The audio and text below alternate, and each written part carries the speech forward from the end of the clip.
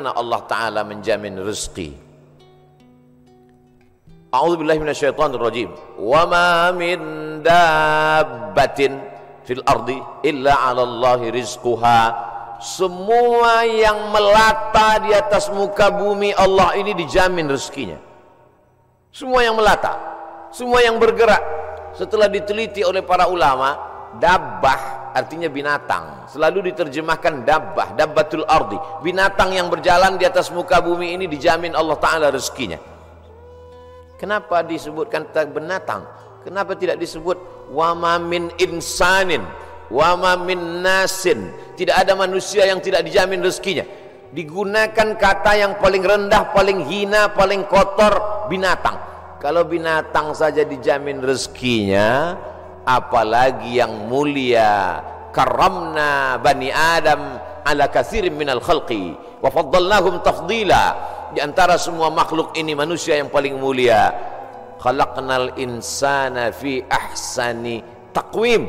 Dari bentuk susunan fisiknya paling sempurna, dari bentuk keseimbangan antara akal dengan nafsunya juga sempurna.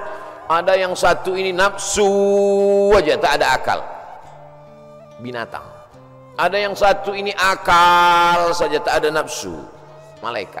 Makanya kalau ada teman kita nafsu aja, tak ada akal, kita udah tahu dia sama geng mana. Maka paling sempurna bentuknya, keseimbangannya manusia.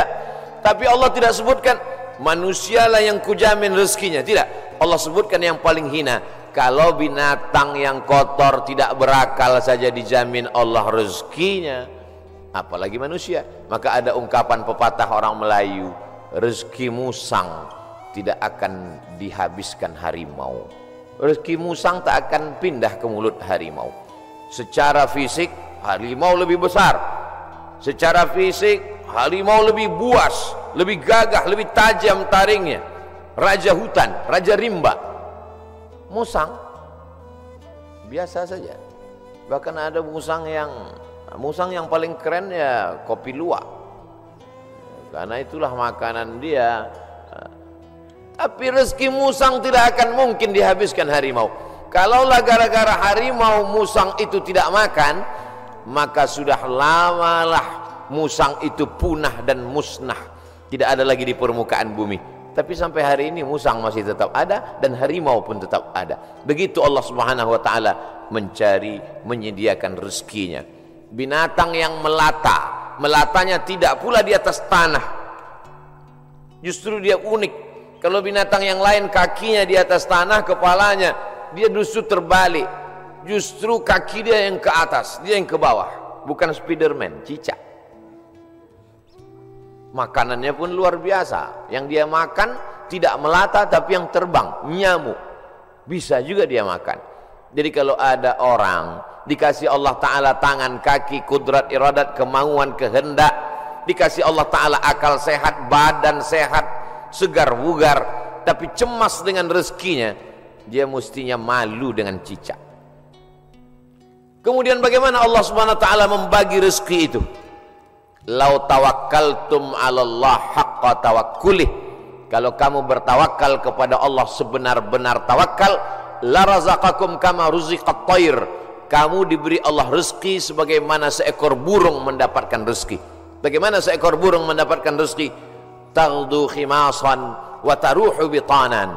Terbang keluar sarang pada waktu pagi dalam keadaan perut kosong dan pulang dalam keadaan perut kenyang.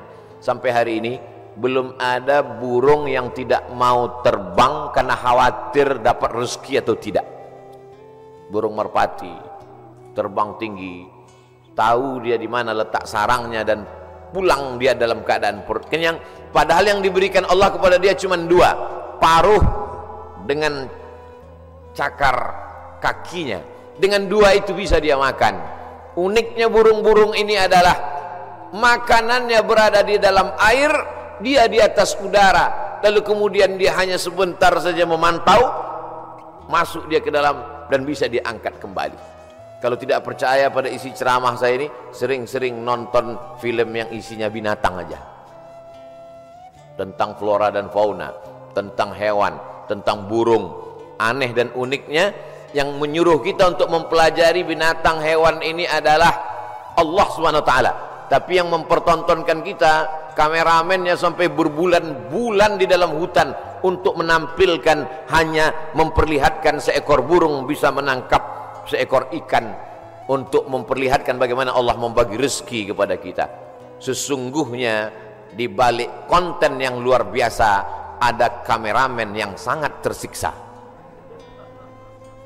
Jadi besar sekali jasa kameramen. Jadi nanti kalau beberapa hari ini akan keluar gambar Abdul Somad ceramah di Masjid Sunda Kelapa sedang begini-begini, itu kameramennya luar biasa. Ini kameramen insyaallah